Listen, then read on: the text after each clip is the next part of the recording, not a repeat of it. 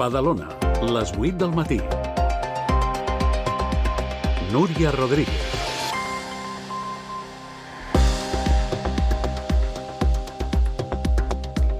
Licitades les obres de la Riera de Poma, uns treballs que podrien començar durant la segona meitat de l'any. L'objectiu és reconvertir la via que separa els barris de Poma i Morera, millorant-ne l'asfaltat i les voreres i també transformant en un passeig verd l'espai de la Riera. Precisament els veïns de Poma demanen a l'executiu de Badalona més concreció pel que fa al futur del solar existent entre el carrer Torrent de Vallmajor i l'avinguda del Guix, una superfície on el govern reitera que vol instal·lar-hi un equipament esportiu, malgrat que els veïns temen que s'hi acabi ubicant un parc de neteja municipal. De seguida us en donem tots els detalls. És divendres 7 de febrer de 2025. Anem ara als titulars. Badalona Matí. Dolors Sabater reitera que tant Guanyem Badalona com ella mateixa van actuar correctament davant la denúncia per assetjament sexual a un membre del seu partit. Susana Soldado, bon dia. Bon dia. Sabater assegura que el compromís de la seva formació amb la lluita contra les violències masclistes passa per oferir ajuda a la persona afectada, tot i concloure que no s'ha produït cap assetjament. I Esquerra Republicana exigeix la dimissió del regidor de Seguretat, Juan Manuel Ruiz García, arran dels 2 assassinats d'aquesta setmana a la ciutat. Els republicans consideren que es tracta de fets molt greus i asseguren que des que el Partit Popular governa la ciutat, els delictes s'han incrementat. I el Partit Socialista presentarà al·legacions a la subvenció de 350.000 euros al Club Llevant Badalona. Des del PSC assenyalen que l'atorgament d'aquesta quantitat la va aprovar el Partit Popular al ple de manera urgent i sense debat previ. Davant aquesta situació demanen que la subvenció es torni a debatre amb una justificació clara. El Gremi de Constructors de Badalona acusa les administracions de no facilitar ajudes als veïns de Canigó. Des del Gremi asseguren que hi ha subvencions que ja s'haurien d'haver començat a tramitar al tractar-se aquesta d'una situació d'emergència que implica molts veïns. I la Generalitat invertirà 436 milions d'euros en la construcció, ampliació i també reforma de 21 edificis judicials arreu del territori català. A Badalona hi ha ampliacions previstes i actuacions pendents de programar. Les inversions formen part del pla que Justícia ha programat fins al 2030. Desmantellat el principal grup criminal especialitzat en robatoris de caixes fortes i immobiliàries de Catalunya. La policia ha detingut 5 persones implicades en 17 robatoris amb força en l'últim any a Badalona, Barcelona, Esplugues, Platja d'Aro o Tarragona. Forçaven les caixes fortes de joieries immobiliàries per mitjà de l'occitall, mètode basat en una combinació de gasos. I la mort a trets d'un home en un bar de Montgat el passat de novembre va ser per deutes amb el narcotràfic. La víctima, que treballava d'estibador al port de Barcelona, estaria relacionada amb una banda dedicada al tràfic de cocaïna. Segons fonts policials, es van pagar 200.000 euros a uns sicaris perquè acabessin amb la seva vida. I en l'àmbit cultural, pendents aquest dissabte a la gala de lliurament dels Premis Goya. 4 badalonins estan nominats en diferents categories. Són Maria Arnal, nominada a la millor cançó, Marc Ors, que opta al millor so, Takuro Takeuchi, a la millor direcció de fotografia, i Amèlia Mora, nominada al millor guió original.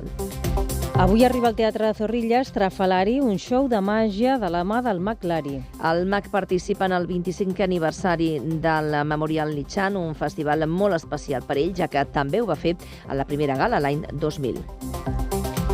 I en esports, el badaloní Jordi Fernández deixa d'entrenar la selecció de bàsquet del Canadà.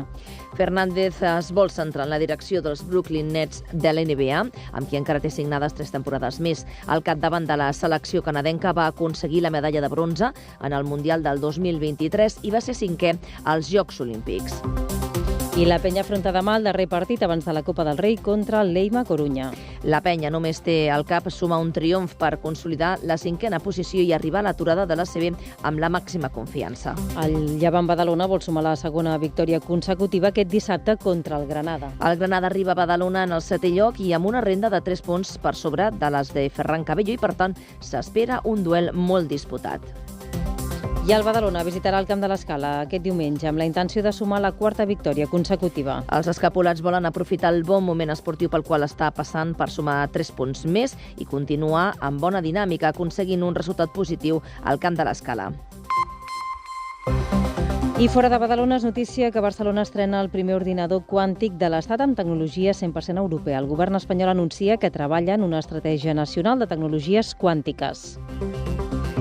L'expresident de la Generalitat, Quim Torra, i l'exvicepresident de la Mesa del Parlament, Josep Costa, denuncien l'Estat al Tribunal Europeu de Drets Humans per l'espionatge que van patir amb el programa Pegasus. Aquesta serà la primera demanda que arriba a Estrasburg sobre el conegut com el Catalan Gate. I a l'estat espanyol el repartiment de menors migrants tindrà en compte l'esforç previ d'acollida de les comunitats, com és el cas de Catalunya. Aquest és un dels criteris amb què treballen el govern de Pedro Sánchez i també el Canari per acollir els 4.400 infants i adolescents que són a les illes i també a Ceuta. I en planes internacionals, Israel es fa seva la proposta de Trump per Gaza i prepara l'exèrcit per buidar la franja. El ministre de Defensa hebreu insta a països que han reconegut l'estat palestí a rebre els desplaçats i Espanya respon que Israel no pot decidir ni pels palestins ni pels espanyols.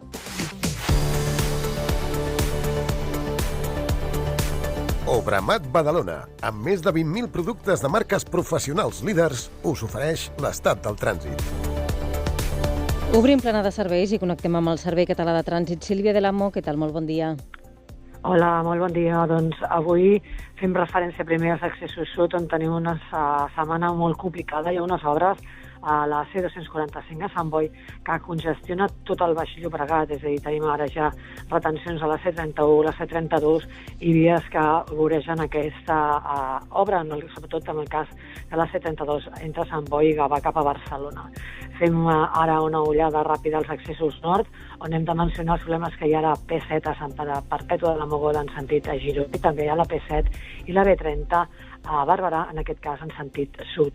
Les rondes molt carregades, també hi ha problemes a la C17 a Mollet i a la C58 i la C33 que van molt carregades cap al nus de la Trinitat, compta amb les rondes i sobretot amb el que us comentàvem, el tram del Baix Llobregat on hi ha situació viària molt complexa. Molt bon dia. Benvolgut professional. És igual que el teu client sigui de piscina petita només per refrescar-se o que en prefereixi una de gran per nedar. Per tots ells, a Obramat trobaràs tot el que cal per qualsevol projecte de piscina i el seu manteniment. Gresite, porcellànic, bombes, cloradors salins, productes químics i totes les solucions amb la qualitat professional que necessites. On compren els professionals. Obramat. I tampoc aquest està sent un matí plàcid a Rodalies. Una incidència a la infraestructura entre Sants i Plaça Catalunya obliga a circular per via única en aquest tram i això afecta també la circulació de les línies R1, la que passa per Badalona, R3 i R4, que acumulen retards i funcionen fora del seu horari habitual, segons ha informat Rodalies. Per no incrementar els retards, s'ha reduït l'oferta al túnel de Plaça Catalunya. Així, a l'R1 circulen 2 trens per hora i sentit i serveis complementaris que iniciaran o finalitzaran a l'estació de França. I a l'R4 i a l'R3, 2 trens per hora i sentit. A més, el temps de viatge s'incrementarà també quan els convois passin pel túnel de Plaça Catalunya. Tècnics de DIF treballen per solucionar hores d'ara aquesta incidència de força consideració. Nosaltres també estarem pendents de la seva resolució. I ara sí, connectem com cada matí a aquesta hora amb la meteoròloga de Badalona Comunicació, Ingrid Vicent. Què tal? Molt bon dia. Quin temps ens espera aquest divendres?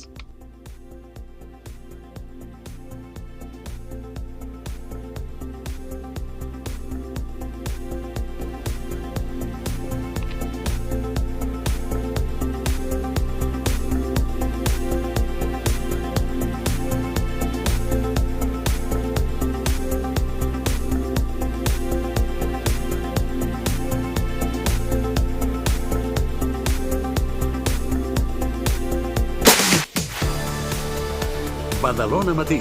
Les notícies de les 8 amb Susana Soldado. Amb Xavi Llaurador a les vies de So Ràdio Ciutat de Badalona i el Quico Bernal i el Valentín García a la realització de Televisió de Badalona. Comencem. L'Ajuntament de Badalona ha tret a licitació les obres de la Riera de Pomar.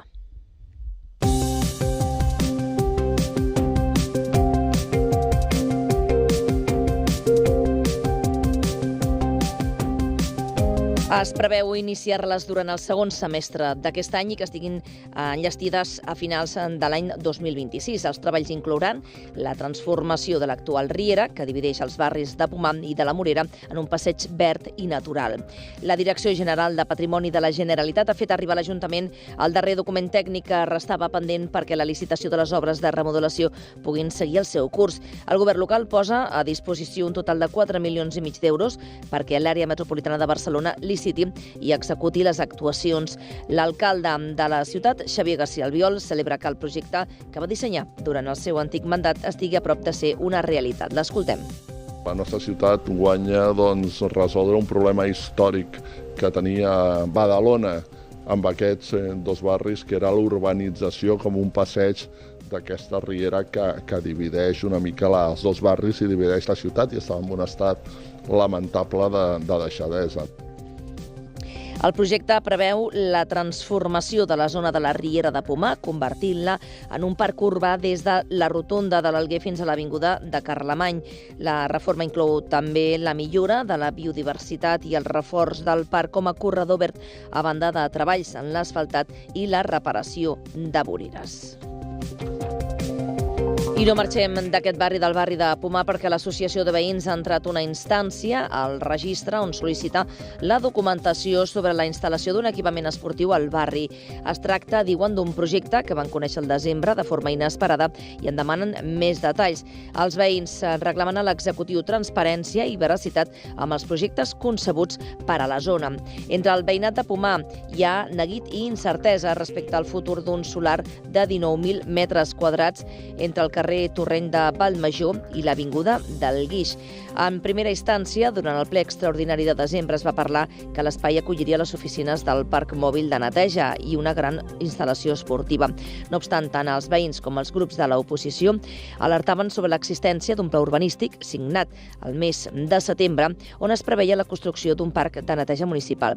Al ple de febrer, però, l'executiu negava aquest fet i assegurava que seguia endavant l'equipament esportiu i obria la porta a traslladar-hi un viver de plantes de l'Ajuntament. Amb tot, l'entitat veïnal reclama mitjançant la instància concreció a l'executiu badaloní amb informes que acreditin el futur projecte esportiu. En parla el president de l'associació, Miguel Artero. Como vemos que por las buenas, por la palabra, las cosas ya no están saliendo, porque se limitan a ir diciendo y desdiciendo. Ahora me invento unos camiones que van a aparcarse y ahora me invento un campo botánico, un vivero, no sé. Pues ahora lo haremos todo por la vía formal. Entonces he entrado en registro, donde les solicito eso, el documento pertinente y que nos presenten el proyecto.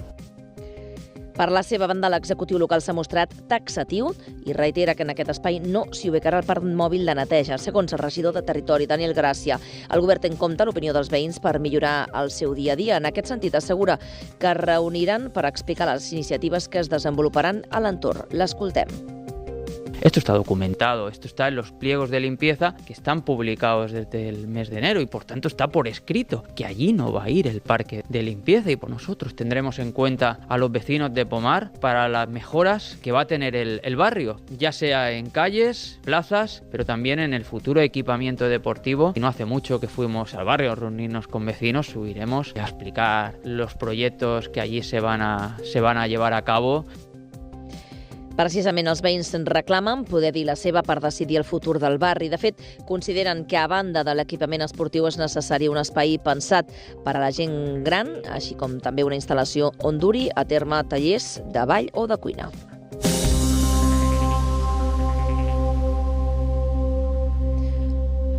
Més qüestions. Dolors Sabater reitera que tant Guanyem Badalona com ella mateixa van actuar correctament davant la denúncia per assetjament sexual a un membre i exregidor del seu partit. Sabater assegura que el compromís de la seva formació amb la lluita contra les violències masclistes passa per oferir ajuda a la persona afectada, tot i concloure que no s'ha produït cap assetjament. Recordem que fa una setmana una exmilitant de Guanyem feia públic el presumpte cas d'assetjament sexual i abús de poder que va tenir lloc entre el 2018 i 2019. L'acusat, l'exregidor Toni Flores, nega els fets i així també ho va concloure la seva formació quan es va activar el protocol i la investigació arran de conèixer el cas a través de l'afectada. El programa Badalona 360, en les primeres declaracions públiques des que es va donar a conèixer el cas, Dolors Sabater defensa que s'hagi tornat a obrir un procés per resoldre el dany no reparat. Si al cap de 6 anys continua expressant aquest malestar, doncs vol dir que hi ha alguna cosa que s'ha de treballar. Que no és una situació d'assetjament. No ens podem conformar només també amb tancar un protocol, sinó que volem que si aquesta persona està expressant un malestar, doncs que es pugui tornar a treballar i a oferir aquest servei professional. Sabater assegura que han treballat amb responsabilitat i lamenta que altres formacions polítiques vulguin treure rèdit polític arran de conèixer aquest cas.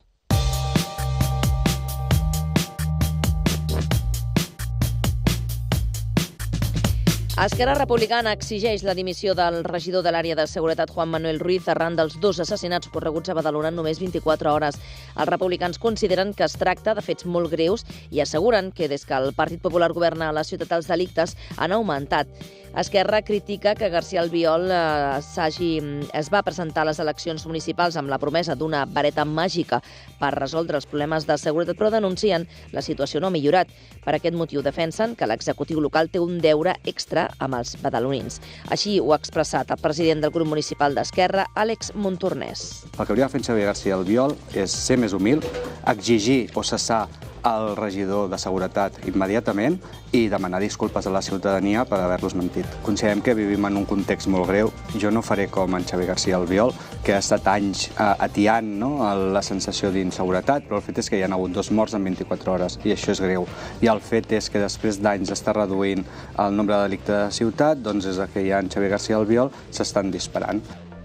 D'altra banda, Montornès també ha carregat contra la subvenció que l'Ajuntament atorgarà al Llevant de Badalona de 350.000 euros, una qüestió que ha generat molta polèmica des de la seva aprovació en el darrer ple de febrer. El republicà considera preocupant que el govern municipal hagi portat d'urgència aquesta subvenció en el ple i l'acusa d'atorgar l'ajut.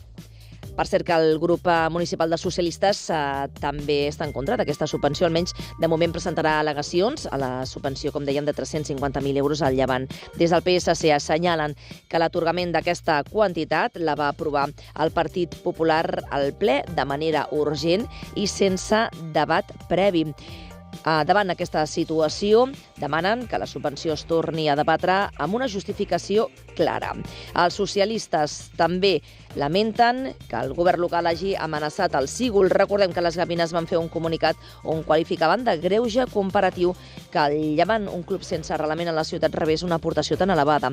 Per la seva banda, el govern local va recordar que la subvenció del Sígol havia pujat de 45.000 a 100.000 euros el 2024. En aquest context, l'executiu va advertir de la possibilitat de retallar l'aportació econòmica a les Gavines si se'ls acusava de manca de compromís. Un fet que el president del grup municipal socialista, Fernando Carrera, ha criticat. És totalment intolerable que el govern del PP utilitzi el finançament dels clubs com una eina de pressió política. Nosaltres entenem que cal garantir sí o sí un suport just i equitatiu a tots els equips de la ciutat i especialment a aquells que han demostrat un compromís amb el teixit esportiu i social de Badalona. Els socialistes exigeixen acabar amb aquestes pràctiques i demanen transparència i rigor a l'hora de gestionar les subvencions esportives.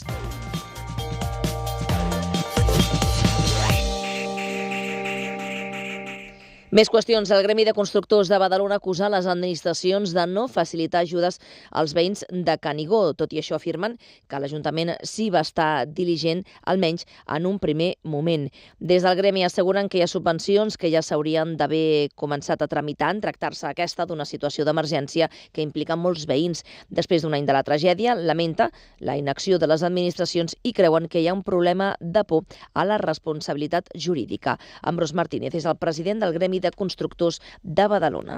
Però que aquí hi ha hagut un problema darrere de por per part de la Generalitat, de passar-se la patata calenta, de qui és culpa el que ha passat aquí, i per tant això ha bloquejat un procés que ha passat a altres barris de Catalunya i ha passat de forma... L'actuació ha sigut molt més ràpida, molt més diligent, i hi ha una sèrie de protocols que s'han de seguir, però l'Ajuntament de Badalona ha aconseguit que la Generalitat de Catalunya els hi faci cas des del principi, no posant diners, posant-hi medis. I no ho han fet. D'altra banda, el president del Gremi de Constructors de la ciutat afirma que va lliurar fa 5 mesos a l'Ajuntament un llistat d'empreses constructores capaces de dur a terme les obres, tal com se'ls va demanar. L'escoltem. I el que vam fer va ser posar-nos d'acord amb el Gremi de Constructors de Barcelona i obrir a tota l'àrea metropolitana i cridar a les empreses que nosaltres creiem que podrien ser capaces de poder rehabilitar a un bon preu i amb fiabilitat. I es va crear un concurs per passar preus que els arquitectes dels veïns van gestionar. En el cas del carrer del Canigó, l'organisme aposta per la rehabilitació dels edificis i descarten tirar-los a terra per construir-ne de nou per una qüestió de cost. Asseguren que és més econòmic i ràpid rehabilitar-los. I obrim plana de successos. Mossos d'Esquadra i Policia Nacional han desmantellat el que, segons afirmen, és el principal grup criminal especialitzat en robatoris de caixes fortes i immobiliàries de Catalunya. Badalona havia estat, juntament amb el barcelonès, amb Barcelona, Esplugues, Platja d'Aro, Tarragona, unes de les poblacions on el grup havia actuat. En l'operació, la policia ha detingut 5 persones implicades en 17 robatoris amb força en l'últim any. El valor dels cops efectuats als establiments ascendia als 700.000 euros. Forçaven les caixes fortes de joieries i immobiliàries per mitjà de l'oxitall, mètode basat en la combinació de gasos que permet tallar metalls amb facilitat. L'actuació conjunta de Mossos i Policia Nacional va ser el 26 de gener. Els detinguts acumulaven més de 150 detencions, gran part de les quals relacionades amb fets similars comesos en diferents punts de l'Estat. Tots ells van passar a disposició judicial el 28 de gener. Se'ls atribueix la participació en delictes de pertinença, grup criminal, robatori amb força, blanqueig de capitals, robatori de vehicles i falsedat documental. La investigació continua oberta i no es descarten més detencions.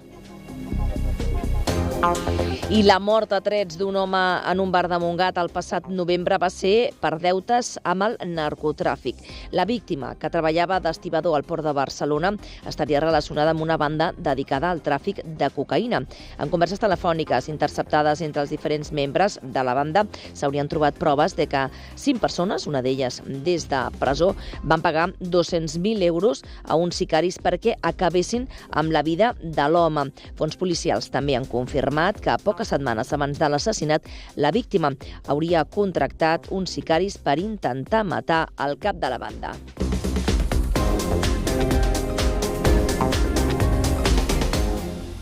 Més qüestions. El govern de la Generalitat preveu invertir 436 milions d'euros en la construcció, ampliació i reforma de 21 edificis judicials arreu de Catalunya, segons ha avançat el periòdico. A Badalona hi ha ampliacions previstes i actuacions pendents de programar. Les inversions formen part del Pla que Justícia programa fins al 2030 i les més destacades es plantegen per a la nova Audiència Provincial de Barcelona i per al Fòrum de la Justícia de Tarragona. El programa d'inversions també preveu construir un edifici de jutjats a Martorell i un altre a Santa Coloma de Farners.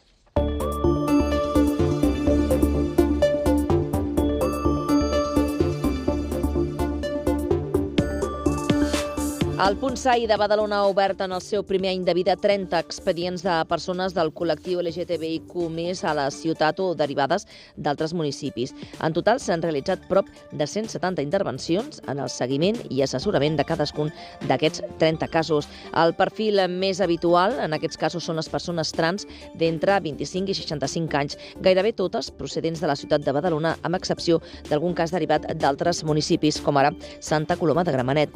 Pel que fa a les consultes més demandades, el canvi de nom encapçala la llista, a banda d'alguna demanda també per assessorament jurídic i psicològic molt puntualment. Ho explica Carme Bou, tècnica de feminismes de l'Ajuntament de Badalona.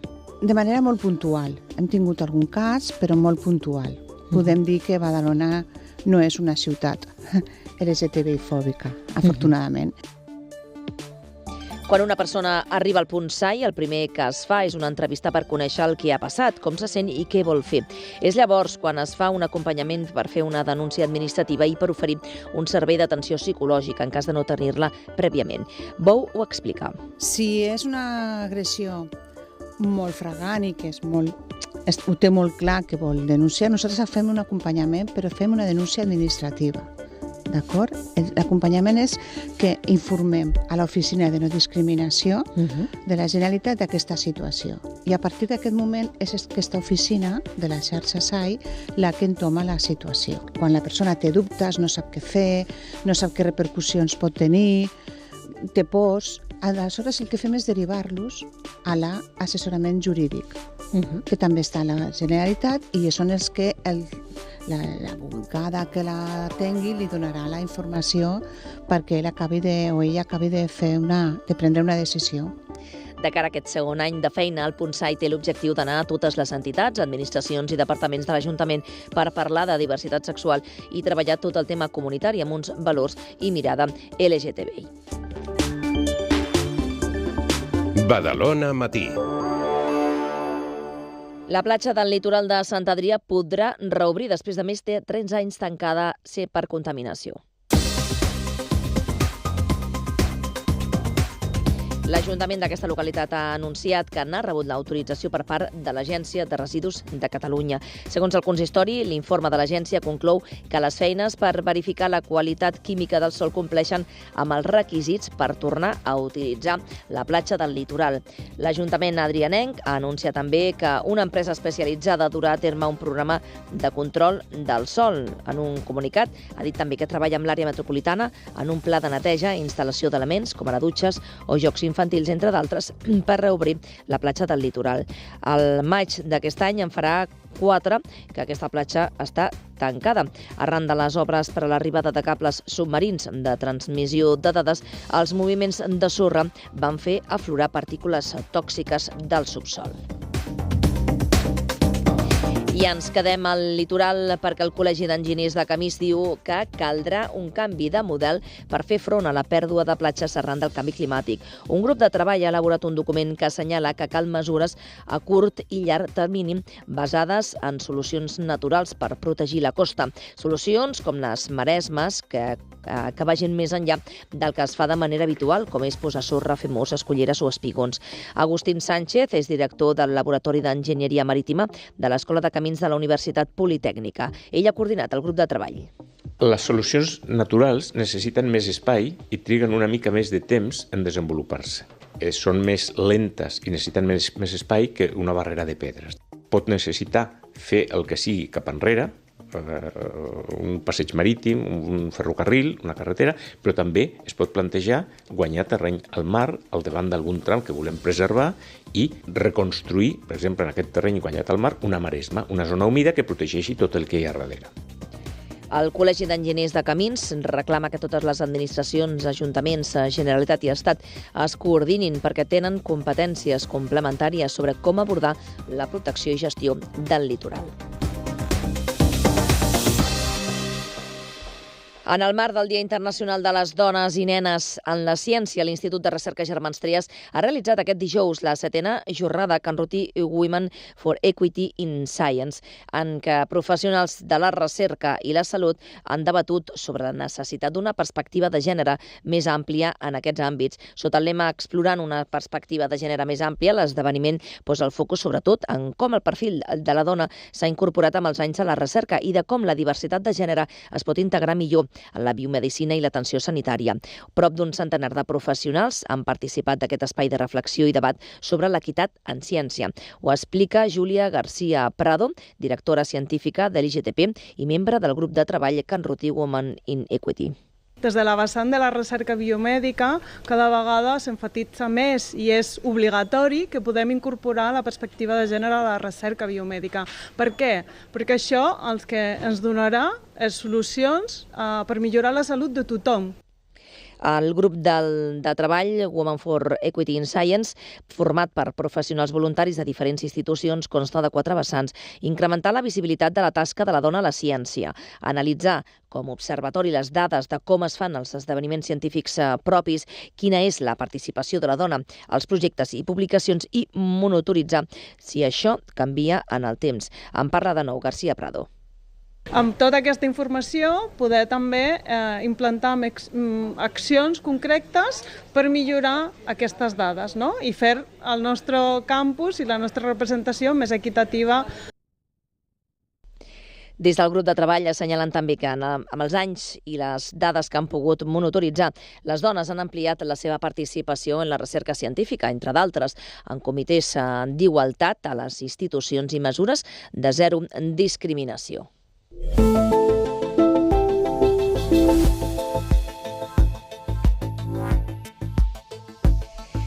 El Club Rotary de Badalona ha seleccionat aquest 2025 el Motiva't de Badalona Serveis Assistencial com a principal beneficiari del tradicional sopar de Paul Harris, que s'ha celebrat aquest dijous a l'Espai Titus. En concret, la quantitat recaptada contribuirà en un programa de rehabilitació funcional i psicològica per a la gent gran. Només amb les entrades venudes, a les quals encara s'han de sumar altres donacions, s'han aconseguit 15.000 euros. La iniciativa vol millorar l'estat de salut i benestar dels pacients ingressats en centres d'atenció amb elements de sociabilització i rehabilitació adaptada. Els diners recaptats durant el sopar solidari ajudaran a construir un jardí terapèutic en el centre sociosanitari del Carme. L'objectiu de l'espai és promoure l'autonomia personal, mantenir les capacitats cognitives i combatre la solitud no desitjada de la gent gran. Per això, en l'espai s'hi podran incorporar també els familiars. Anna Ferrer és la cap del Servei de Geriatria i de Cures Pal·liatives del Centre Sociosanitari del Carme. El component de socialització dels pacients és important, molts estan sols, a l'ingressar se senten encara més sols, doncs estar en un jardí on puguin fer una mica de vida social, de vida relacional amb familiars i fer activitats amb ells, doncs considerem que és un avenç. Des del Rotary Club remarquen el seu compromís per participar en projectes benèfics i relacionats amb la medicina de la ciutat. Josep Ascencio, president del Rotary Club de Badalona. La gent ha fet fila cero, fem una rifa i fem una subhasta i aquí intentarem obtindre els més recursos possibles perquè aquests senyors, els metges i aquestes metgesses puguin tirar endavant una feina que és realment complicada. El sopar de la nit de Paul Harris que celebra la seva 20a edició ha comptat amb unes 150 persones. A banda dels diners recaptats amb el preu de l'entrada, que eren uns 100 euros, empreses i particulars han pogut fer les seves donacions en qualitat de fila zero. Ceps antics, patrimoni històric ha estat el lema que ha marcat l'última edició del Barcelona Wine Week, on ha participat més de 1.000 cellers de tot Espanya, entre ells el celler Altalella, de la família badalonina Pujol Busquets. Des d'Altalella valoren molt positivament el creixement anual de la Barcelona Wine Week, que aquest any ha comptat amb un 33% més de participació. Afirmen que aquesta fira els permet donar-se a conèixer entre els clients, altres cellers i distribuïdors en una època on tenen moltes anyades noves. Escoltem Mireia Pujol, d'Altalella. Durant aquestes 2 setmanes, per exemple, de tant Mil·lissime Bio com de Barcelona Wine Week, hem vist potser el 80% dels compradors internacionals nostres. Doncs clar, si presentem anyades noves de la majoria de vins que estaran venent durant aquest any, no? I això, clar, és molt important, no? Vull dir, ens evita enviar mostres, molts viatges, no? Sí. La Barcelona Wine Week ha aconseguit atreure més de 700 compradors internacionals en una fira que cada any té més seguidors i que no para de créixer. Passen 2 minuts de 8:45 del matí. Destaquem altres temes en format més breu. Demà s'inaugura l'exposició Forjadors de la Festa a cremar al Centre Cultural El Carme. La mostra té el foc i la pirotècnia com a protagonistes del patrimoni festiu de Badalona. Tots aquells que hi acudiu us trobareu amb un recorregut de pólvora i foc amb diables, bèsties i sotracs sonors com a eix principal, elements indiscutiblement arrelats a la tradició de Badalona. La inauguració L'exposició es podrà visitar fins al 31 de maig. L'exposició i les activitats complementàries que es poden dur a terme són organitzades per l'Ajuntament de Badalona i Xixarra Grup d'Estudis de la Festa, amb la col·laboració, entre d'altres, del Museu de Badalona i Badalona Cultura. I avui divendres s'acaba el termini per presentar-se el Premi Crema el Tu, dedicat al disseny del dimoni de Badalona. Aquest concurs que organitza l'Ajuntament seleccionarà el projecte guanyador que serà el protagonista de les festes de maig. Aquest certamen, que existeix des del 1999, té com a objectiu fer partícip a tota la ciutadania en el procés de creació d'un dels símbols més emblemàtics de la ciutat. El disseny que guanyi es materialitzarà en una estructura de fusta d'entre 12 i 14 metres d'alçada, construïda per un artesà especialitzat. El premi està obert a la participació de totes aquelles persones més grans de 16 anys i els dissenys han de ser lliurats al Servei de Cultura en horari de matins.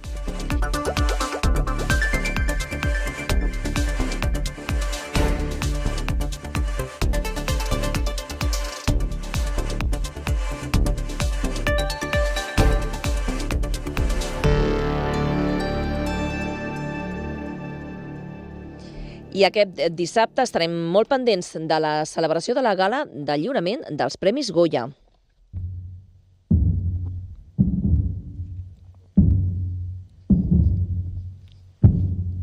I és que 4 badalonins, com la Maria Arnal, que estem escoltant, estan nominats als Premis Goya. Són Maria Arnal, Marc Ors, Takuro Takeuchi i Amèlia Mora.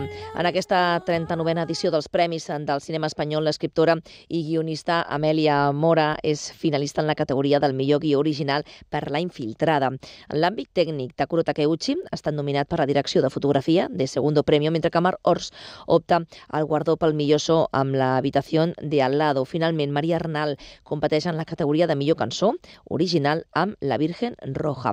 Aquestes nominacions són tot un rècord per a la ciutat, que mai havia tingut 4 nominats en aquests premis.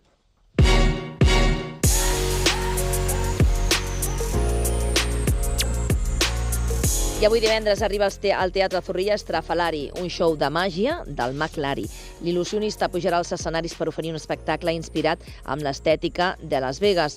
El Mag Lari participa en aquesta 25a edició del Memorial Lichan, un festival molt especial per ell, ja que també ho va fer en la primera gala de l'any 2000. Colors llampants, humor, il·lusions, màgia de proximitat i moltes sorpreses. De tot això i més podran gaudir els espectadors d'Estrafalari. Els diners recaptats de les entrades aniran destinats a l'Associació del Càncer de Barcelona. El show ja fa 2 anys que volta als teatres i ara ha començat a veure'ls pels escenaris de tot l'estat espanyol. L'espectacle ha anat canviant, però manté la seva essència original. Escoltem el Mag Lari.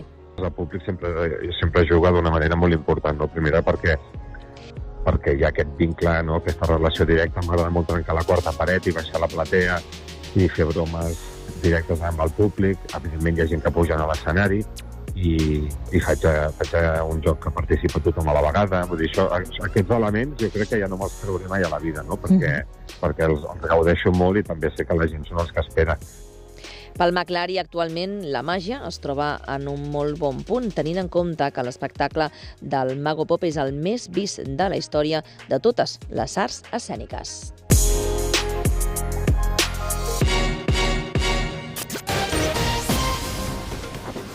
Badalona Matí. Esports. El badaloní Jordi Fernández, que va aconseguir una fita històrica amb la medalla de bronze en el Mundial del 2023 i va ser 5è als Jocs Olímpics de l'estiu passat amb la selecció del Canadà, ha decidit no continuar al capdavant del combinat nord-americà.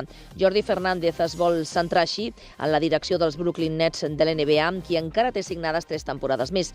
El tècnic badaloní, que té 42 anys, ha debutat aquest curs a la millor lliga del món i a hores d'ara els Nets són 200 de la conferència est de l'NBA, amb un balanç de 17 victòries i 36 derrotes.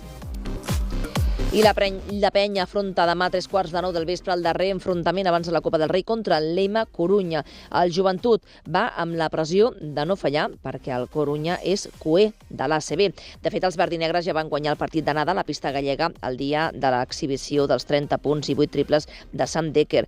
Però llavors no hi era el darrer fitxatge gallec, Thomas Heurtel, que no està complint amb les expectatives. Els gallecs han fitxat el dominicà Àngel Thomas Núñez, que podria debutar a Badalona.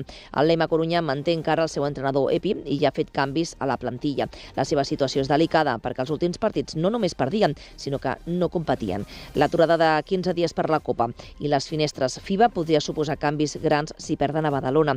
La Penya només té al cap sumar un triomf per consolidar la 5a posició i arribar a l'aturada CB amb la màxima confiança. Rasic parla de la seva recuperació després de 3 mesos de baixa. Ahora llevo 3 meses sin jugando. Después mi lesión del dedo. Era 3 meses muy difícil, pero la recuperación ha sido bien.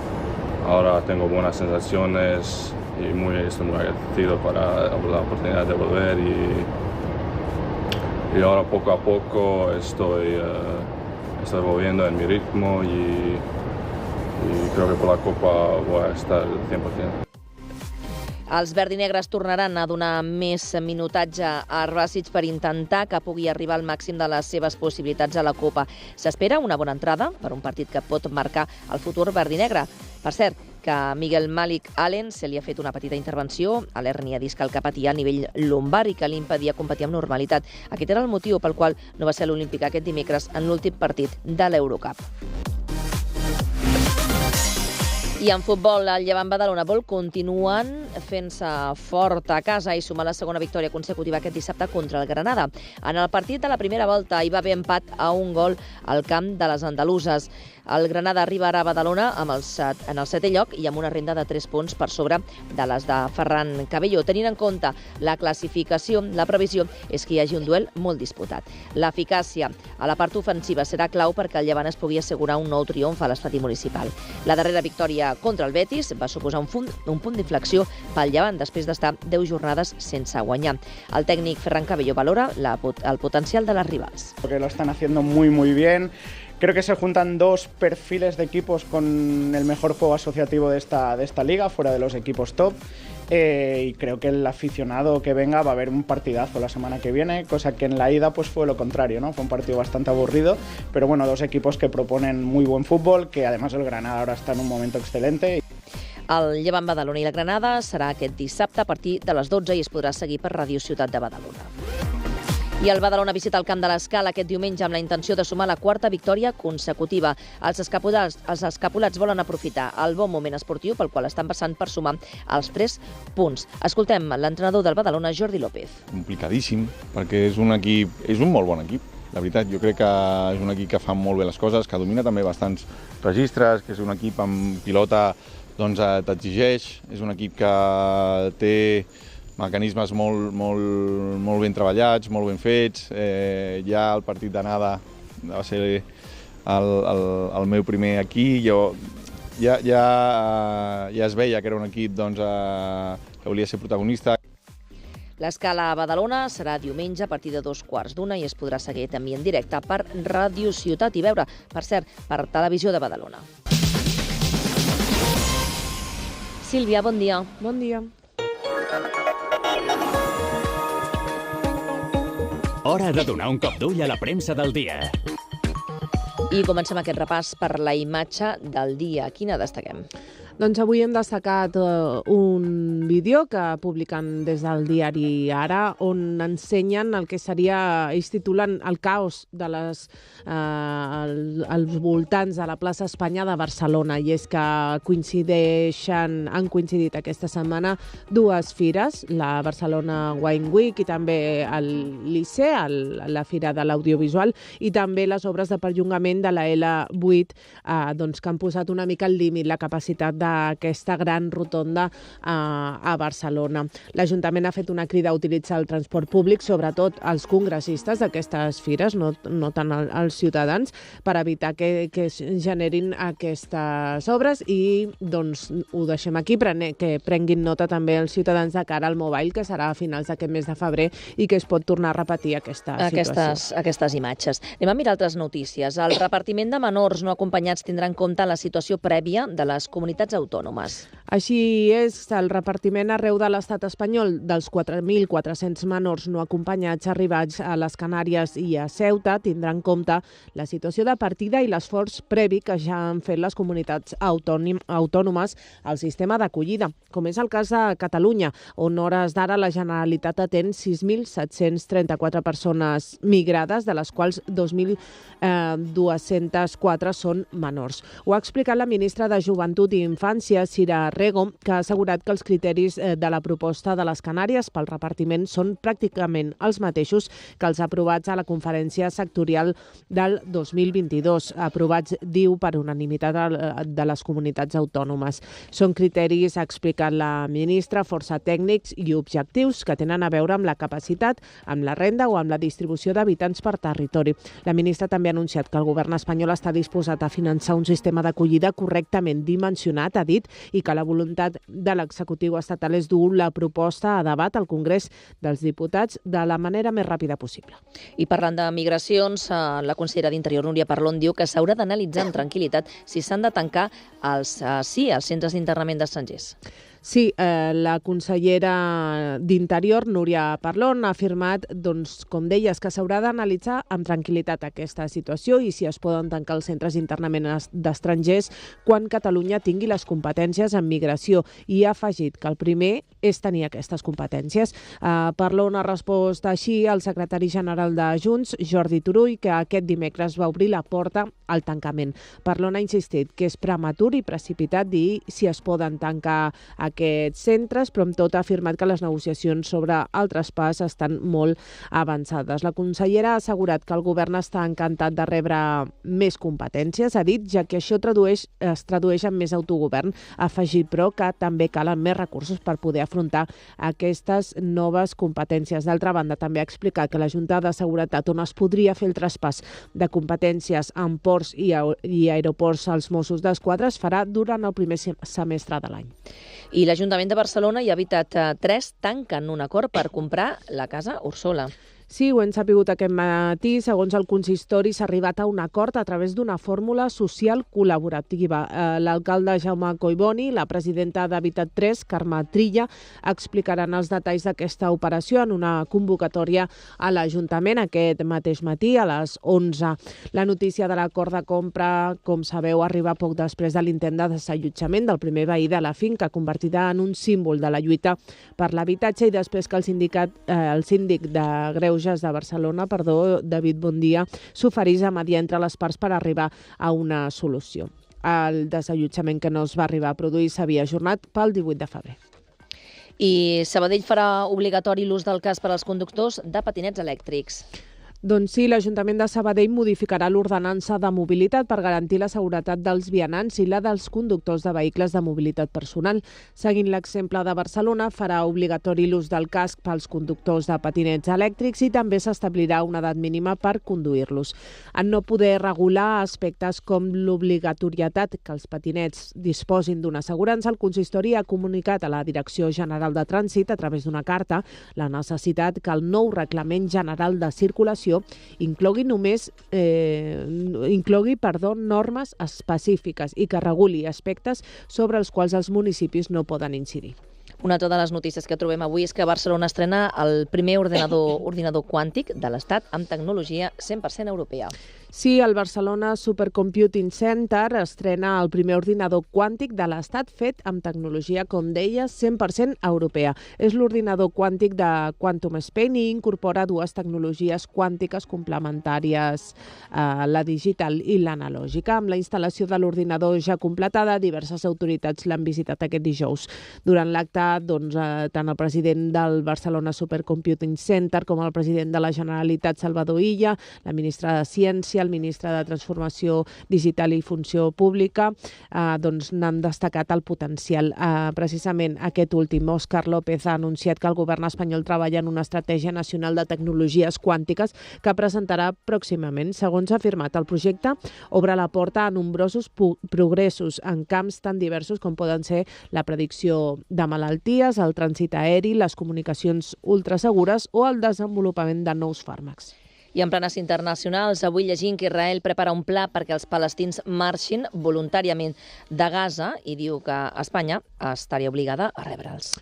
Sí, el govern israelià ha encomanat al seu exèrcit la preparació d'un pla perquè els residents de Gaza marxin voluntàriament de la franja i s'estableixin a qualsevol país que els vulgui rebre en una operació que comportaria sortides tant terrestres com marítimes i aèries. Així ho ha anunciat aquest dijous en un missatge a la xarxa X el ministre de Defensa del país, qui també ha animat a països com Espanya a rebre les persones desplaçades.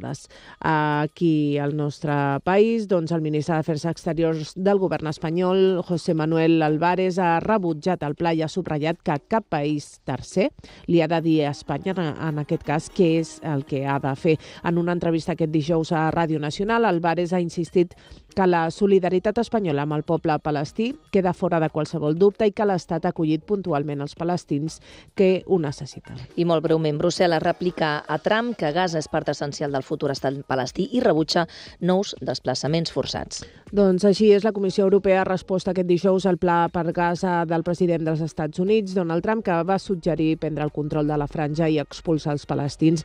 En una roda de premsa, el portaveu d'Afers Exteriors de l'executiu, Anwar El Anouni, ha defensat que Gaza és part essencial del futur estat palestí.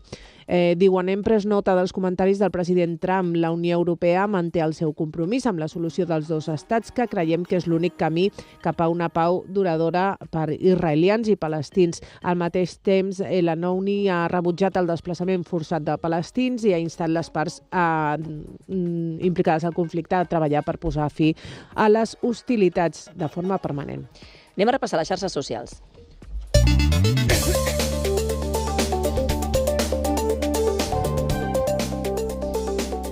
Molt breument, com sempre, se'ns menja el temps. Sí. Doncs mira, una cita del Sindicat de Llogateres de Badalona que diu aquest cap de setmana la lluita per l'habitatge digne té una gran cita i ens citen al segon Congrés d'Habitatge de Catalunya que tindrà lloc dissabte i diumenge a Granollers. També ens hem quedat amb una publicació de Badalona Recuerdos, perquè aquest diumenge és la passada de Sant Antoni Abat i per qui li interessi doncs fan un film molt interessant sobre Sant Antoni Abat, com se celebrava la festa a la nostra ciutat abans i fan un recorregut fins l'actualitat. Amb fotografies, no?, de com es feia aquesta passada. Anem a la proposta cultural del dia. Què no et pots perdre? Vinga, a les portes del cap de setmana, què ens proposes? Avui us proposem el Festival d'Arts Lumíniques Llum BCN 2025, que torna al barri del Poble Nou, amb més propostes a l'aire lliure des d'avui i fins diumenge, i que amplia horari en una edició amb 30 instal·lacions. Els horaris seran divendres i dissabte de 7 de la tarda a 1 de la matinada i diumenge de 7 de la tarda a 11 de la nit. El leitmotiv d'enguany és l'evolució, el trànsit i el moviment, i aquesta edició tindrà convidats com, per exemple, el cineasta Isaac i la Cuesta, el fotògraf Joan Fontcoberta o la il·luminadora Laura Clos. Tot això doncs, ho podreu veure això al barri del Poble Nou de Barcelona divendres, dissabte i diumenge. Moltes gràcies, Sílvia. Bon cap de setmana. Igualment.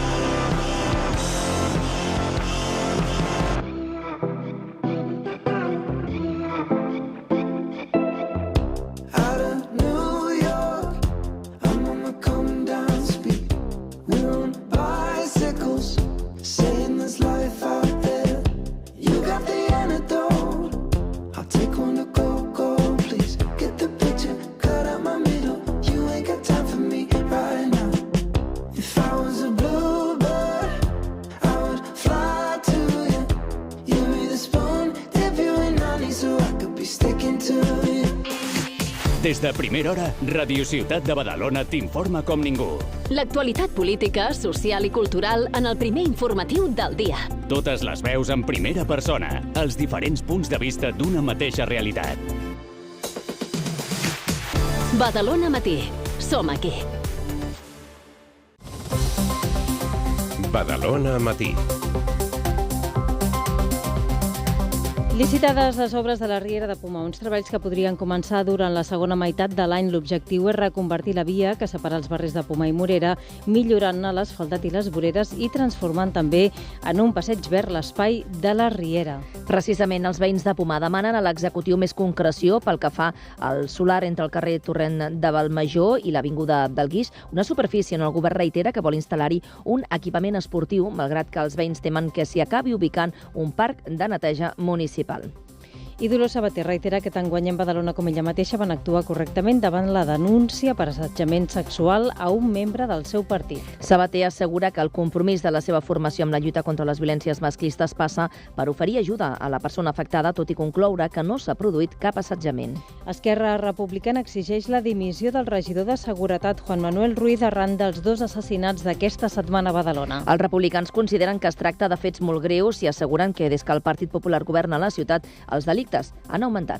I el Partit Socialista presentarà al·legacions a la subvenció de 350.000 euros al Llevant Badalona. Des del PSC assenyalen que l'atorgament d'aquesta quantitat la va aprovar el Partit Popular al ple de manera urgent i sense debat previ. La Generalitat invertirà 436 milions d'euros en la construcció, ampliació i reforma de fins a 21 edificis judicials arreu de Catalunya. A Badalona hi ha ampliacions previstes i actuacions pendents de programar. Les inversions formen part d'un pla de justícia que Justícia programa fins al 2030. I la mort a trets d'un home en un bar de Montgat el passat mes de novembre va ser per deutes amb el narcotràfic. La víctima, que treballava d'estibador al port de Barcelona, estaria relacionada amb una banda dedicada al tràfic de cocaïna. Segons fons policials, es van pagar 200.000 euros a uns sicaris perquè acabessin amb la seva vida. En l'àmbit cultural, pendents demà dissabte de la gala de lliurament dels Premis Goya. 4 badalonins estan nominats en diferents categories. Són Maria Arnal, nominada a la millor cançó, Marc Ors, que opta al millor so, Takeuche a la millor direcció de fotografia i Amèlia Mora, nominada al millor guió original. Avui arriba al Teatre Zorrilla Estrafalari un show de màgia del mag Lari. El mag participa en la 25a edició del Memorial Lichan, un festival molt especial per ell, ja que també ho va fer en la primera gala l'any 2000. I en esports, el badaloní Jordi Fernández deixa d'entrenar la selecció de bàsquet del Canadà. I la penya afronta demà el darrer partit abans de la Copa del Rei contra el Leima Corunya. En futbol, el Llevant Badalona vol sumar la segona victòria consecutiva aquest dissabte contra el Granada. Mentre que el Badalona en vol sumar la quarta. Visitarà el camp de l'Escala aquest diumenge. Gràcies, Susana. Bon dia.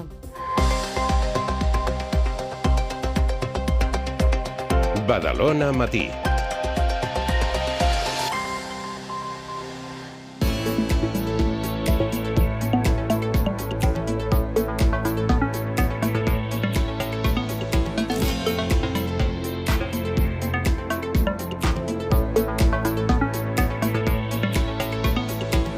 I a aquesta hora, com és habitual, fem el repàs de continguts. Comencem amb la Sílvia Llamas, fent aquests 5 cèntims de tot allò que els oferirem a banda de la tertúlia d'actualitat des d'ara i fins a les 12 aquí al Badalona Matí.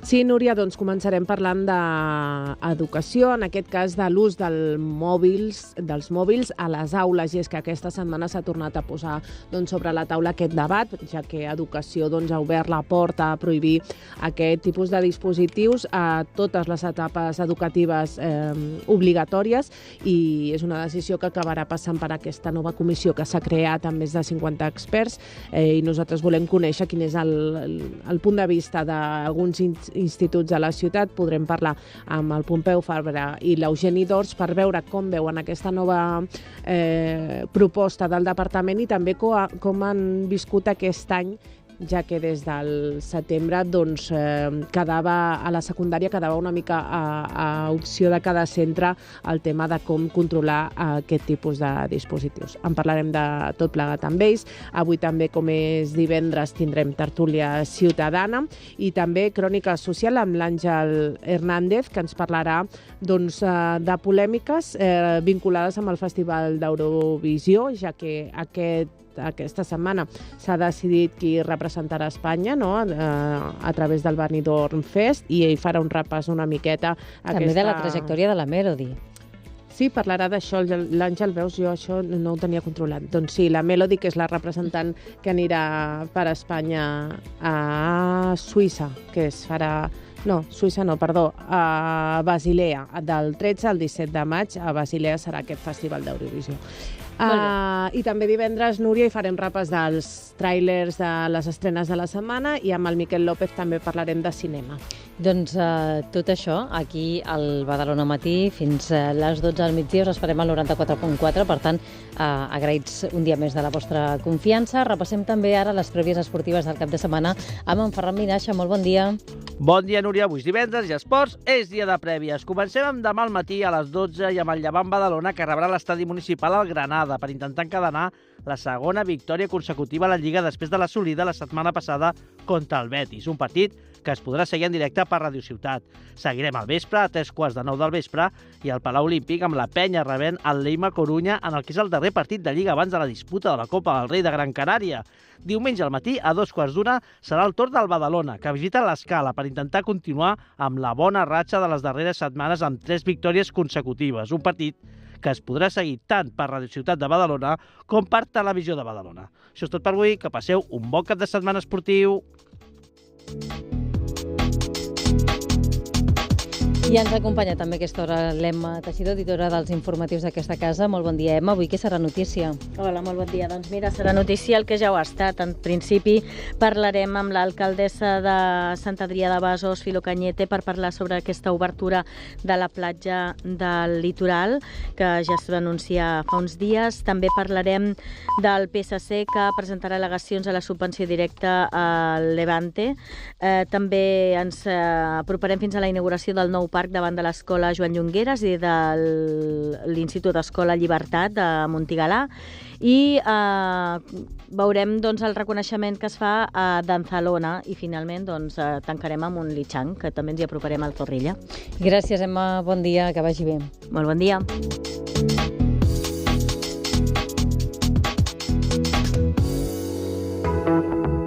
Badalona, les 9 del matí.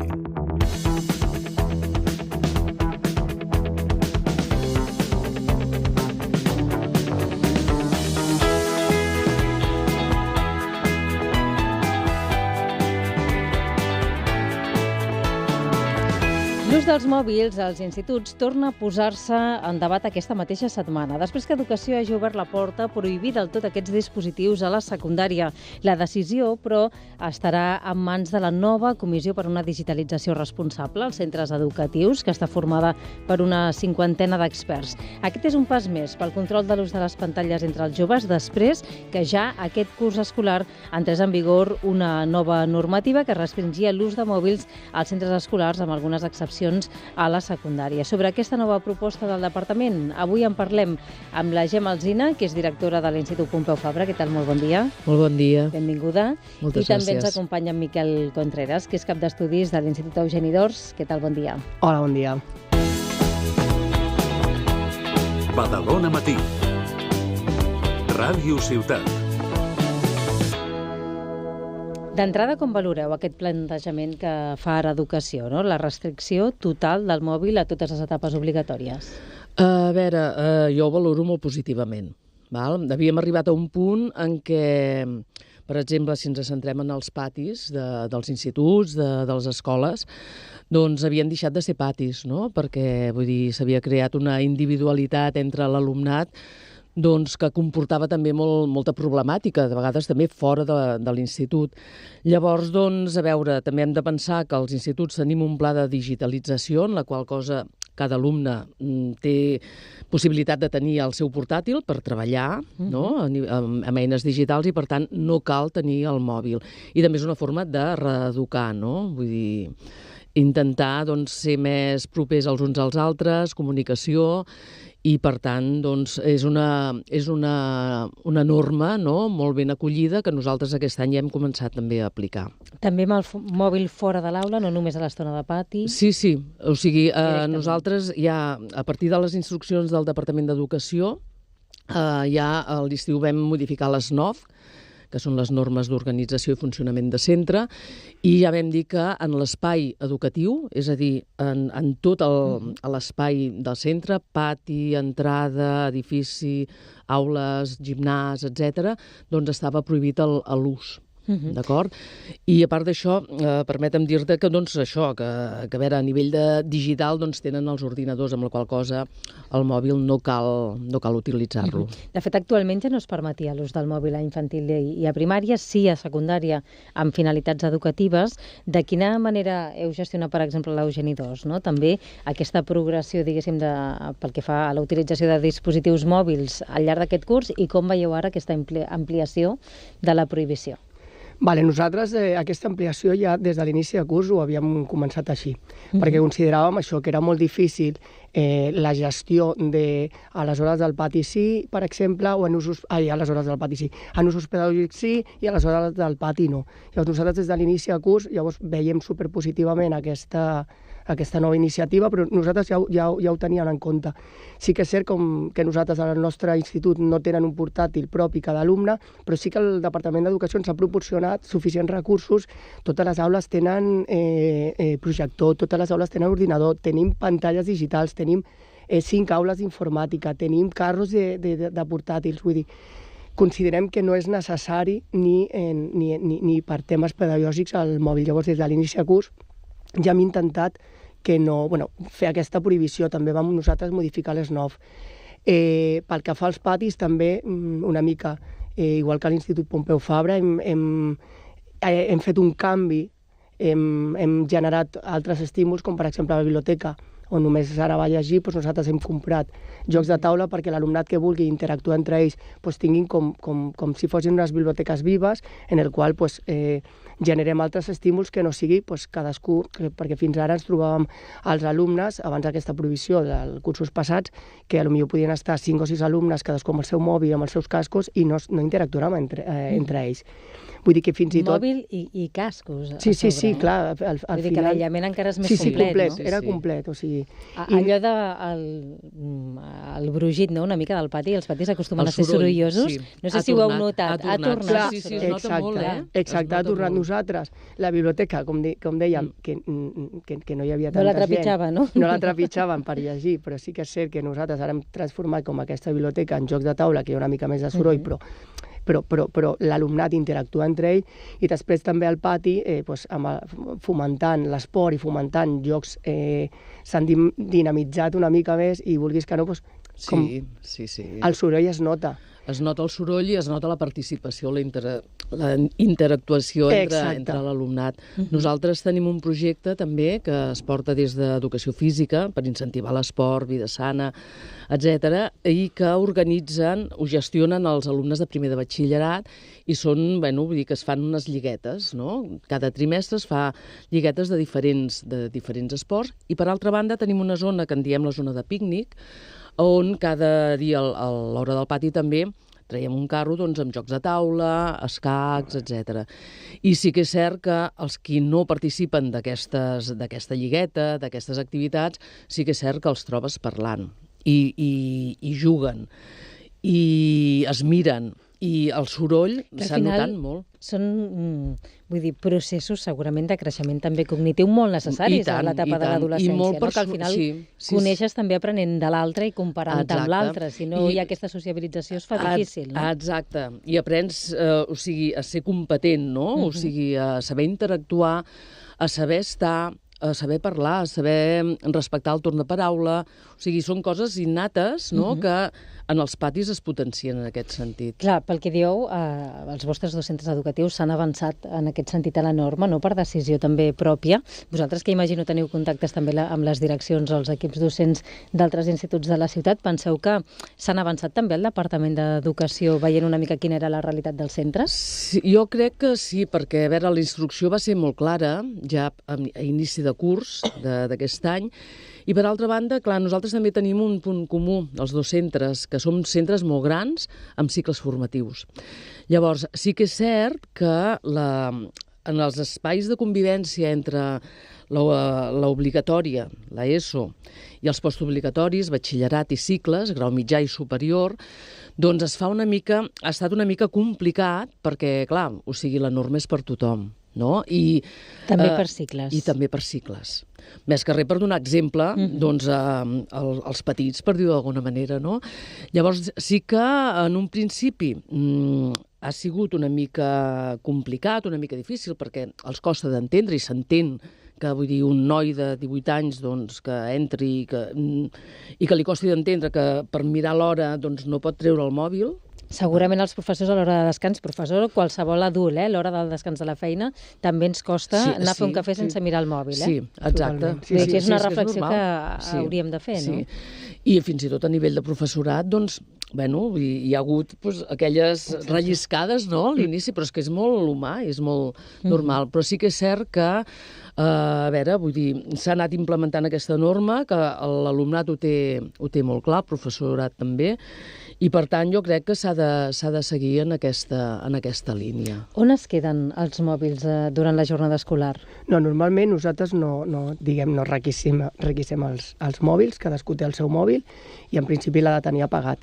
Sí que és cert que hi ha algun alumne que el pot tenir, que el té encès i llavors hem de recordar normativa. Inclús nosaltres, des de l'inici de curs, per exemple, als 3 mesos així, hem hagut de fer una circular de recordatori als pares, perquè moltes vegades teníem hem hagut de recordar el protocol de comunicació pares-alumnes, és a dir, que això ha de passar per l'institut, de que tenen un número de telèfon on fàcilment, si necessiten parlar amb el seu fill o filla, poden trucar sense cap mena de problema, perquè a vegades no durant les classes, però sí a l'hora del pati, escolta, em venien que mira que m'ha trucat la meva mare o m'ha escrit la meva mare, llavors no agafem els mòbils, cadascú té el seu mòbil, en principi l'ha de tenir apagat i ja està. Preguntava, per si es queden en alguna guixeta, es queden en un racó a les aules o cadascú manté la motxilla. Nosaltres, cada aula té un armariet que vam comprar expressament i té col·locat allà, el tutor ja ha organitzat l'espai de cada alumne on ha de deixar el mòbil. Llavors, a l'inici de curs sí que vam tenir una mica de dificultat amb algunes famílies que deien que no veien lògic que el seu fill hagués de deixar el mòbil a dins perquè era propietat privada, etc. I vam haver de fer, crear un altre protocol en el que les famílies que no volien deixar el mòbil a l'armariet, però que volien que el seu fill el portés a l'institut, es comprometien a tenir-lo apagat i sense utilitzar dins les motxilles. Cada vegada hi ha més AFAs a l'etapa de primària que miren de fer una miqueta de front comú per evitar aquest, accés als dispositius mòbils quan accedeixen a la secundària, no? Que estem parlant de, al final, nens i nenes de 11 a 12 anys aproximadament, quan comences primer de l'ESO, no? No sé si us arriba aquesta petició als instituts també, o la realitat és que la majoria d'alumnes quan arriben a primer de secundària ja tenen un dispositiu en propietat. La majoria. Jo crec que la majoria, crec que estem... és una pressió social el que hi ha. Jo crec que al final... Mira, jo explicava abans una anècdota del meu nebot, per exemple, la meva germana, no tindrà fins als 15-16 anys, mínim que hagi d'agafar un transport públic ell sol, no tindrà el mòbil, però clar, si en un aniversari, per exemple, veus el meu nebot que està mirant un mòbil un altre, perquè hi ha allà gent de la seva edat, tots amb el mòbil, arriba un moment que tens tanta pressió social que dius, mira, compra-li el mòbil al nen perquè serà l'únic de la seva classe que no tindrà el mòbil. Vull dir, una mica, jo crec que aquest compromís, aquesta normativa ens recolza molt i ens va molt bé, però sí que a mi m'agradaria recordar que és un compromís també de les famílies. Vull dir, nosaltres des de l'horari escolar podem estar i podem aplicar una normativa de que l'alumnat estigui sense el mòbil, però després no guanyem res si per la tarda estan 4 hores amb el mòbil. Què implica que els joves puguin tenir accés al mòbil durant la jornada educativa? No? Si ara ens situem a fa 2 o 3 anys enrere, no? On sí que estava més normalitzat l'ús de mòbils a les aules, no sé si era al pati, no sé si també era més complicat controlar-lo en els passadissos, entre classes, no? I no sé si vosaltres també penseu que era font de distracció, més que no pas ara, i que els joves tinguessin accés a contingut que potser no és el més apropiat. Sí, i tant. A més, vull dir, hem notat un descens de la problemàtica de difondre imatges, vídeos a les xarxes socials, o sigui, insults, etc. Tot això s'ha de reduir moltíssim, donat el fet que no el poden utilitzar. I ells mateixos també s'acostumen a estar sense el mòbil. Nosaltres, a principi de curs, quan vam implementar aquesta normativa, pensàvem que ens seria molt difícil perquè els armariets per tenir el mòbil, ens van trigar un mes en arribar, no? I la veritat és que ens vam quedar molt sorpresos perquè és que no ha sigut difícil.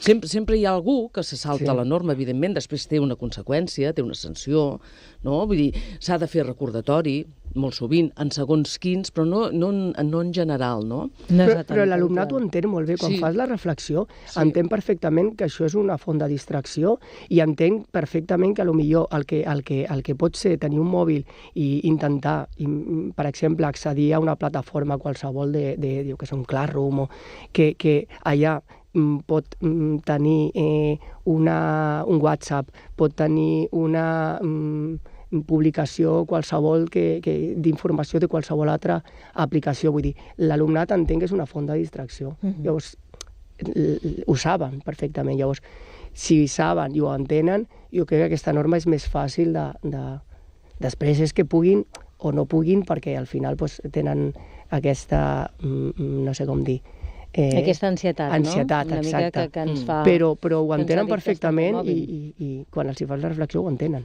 Aquesta setmana, amb la Fira de l'Audiovisual l'ICE, que s'ha celebrat a la capital catalana, empreses tecnològiques reconeixien que la digitalització va entrar molt ràpid a les aules, sobretot després de la pandèmia, no sé si hi estaríeu d'acord, però malgrat això veuen irreversible aquesta digitalització de les aules, no? No sé si coincidiu o aquesta digitalització no té per què anar associada, doncs, com abans comentaves, no?, a un mòbil de caràcter individual. Bueno, jo penso que la pandèmia, no, ens va venir de sobte, llavors ens vam haver d'adaptar molt ràpid. Sí que és cert que ja no només en docència, sinó en altres àmbits, pel tema videoconferències, etc., reunions per videoconferència, optimització del temps, etc., possiblement ha estat molt positiu. Nosaltres sí que agafem aquesta positivitat, però sí que considerem que hem posat el fre. És a dir, s'ha de posar el fre en el sentit, com dèiem al principi, al final nosaltres, totes les competències digitals que volem que l'alumnat assoleixi, les tenim molt clares i tenim els recursos per això. Llavors, aquesta eina no la necessitem.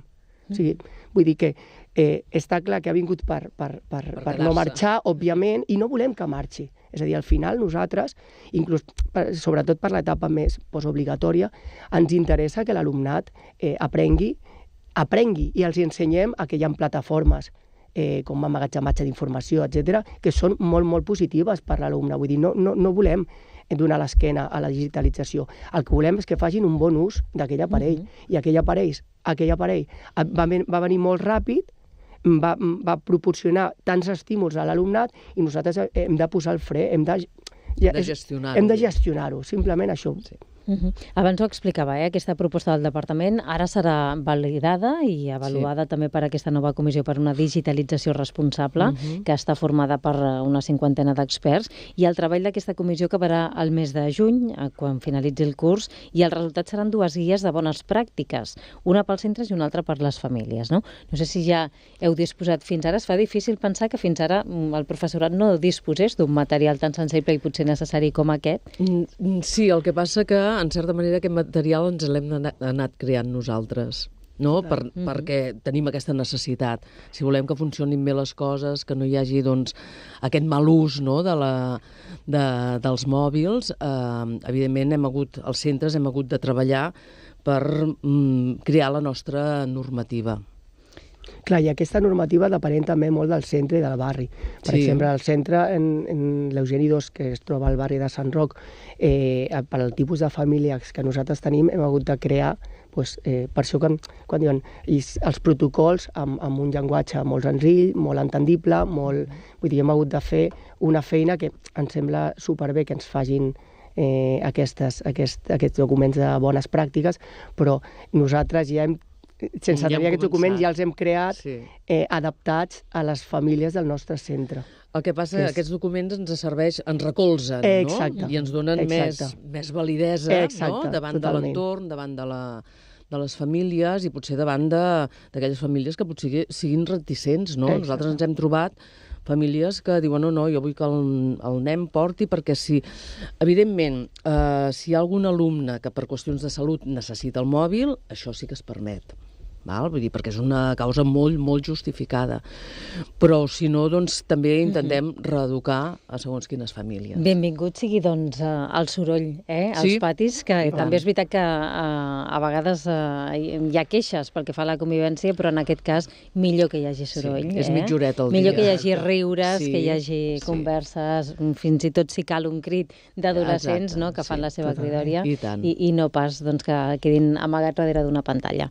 Gràcies per la vostra visita a tots dos. Miquel Contreras, cap d'estudis de l'Institut Eugeni d'Ors, i també la Gemma Alsina, que és directora de l'Institut Pompeu Fabra. Que vagi molt bé. Moltes gràcies. Adéu, bon dia. Adéu.